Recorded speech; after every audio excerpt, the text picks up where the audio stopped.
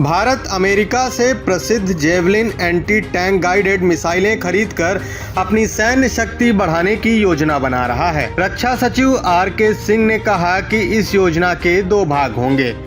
भारत को अमेरिका से शक्तिशाली एंटी टैंक मिसाइलें मिलेंगी। पहला, भारत सीमा पर तैनात सैनिकों की मदद के लिए आपातकालीन नियमों के तहत कुछ मिसाइलें जल्दी खरीदेगा। दूसरा, आने वाले वर्षों में इन मिसाइलों का निर्माण भारत में शुरू करने की योजना है। यह भारत की अपनी सेना को आधुनिक बनाने और किसी को चुनौती देने के लिए तैयार रहने के प्रयास का हिस्सा है, खासकर लद्दाख जैसे संवेदनशील क्षेत्रों में।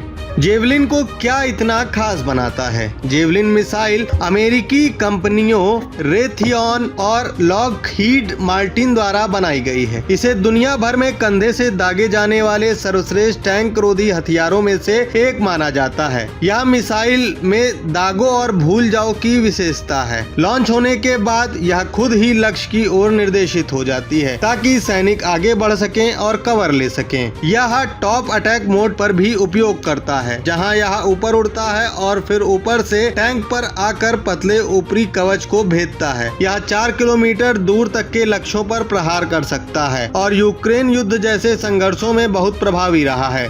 नीड फॉर स्पीड बनाम मेक इन इंडिया। भारतीय सेना को तत्काल और अधिक टैंक रोधी मिसाइलों की आवश्यकता है। रिपोर्टों के अनुसार लगभग 68,000 मिसाइलों और 850 लॉन्चरों की कमी है। इसे शीघ्रता से दूर करने के लिए भारत आपातकालीन खरीद की योजना बना रहा है ताकि लद्दाख जैसे उच्च जोखिम वाले क्षेत्रों में सैनिकों को बेहतर ढंग से सुसज्जित किया जा सके। साथ ही भारत मेक इन इंडिया को बढ़ावा देने के लिए इन मिसाइलों को यहीं बनाना चाहता है। फरवरी 2025 में भारत डायनेमिक्स लिमिटेड BDL ने भारत में जेवलिन मिसाइल प्रणाली बनाने की संभावनाओं पर विचार करने के लिए अमेरिकी कंपनियों के साथ साझेदारी की है। अगर यह आगे बढ़ता है तो इससे रोजगार के अवसर पैदा हो सकते हैं और रक्षा तकनीक के लिए अंतर्राष्ट्रीय आपूर्तिकर्ताओं पर देश की निर्भरता कम हो सकती है। विदेशी मदद और स्थानीय मिसाइलों से संतुलन। जेवलिन की जांच के अलावा भारत अपनी खुद की एंटी टैंक मिसाइल, जिसे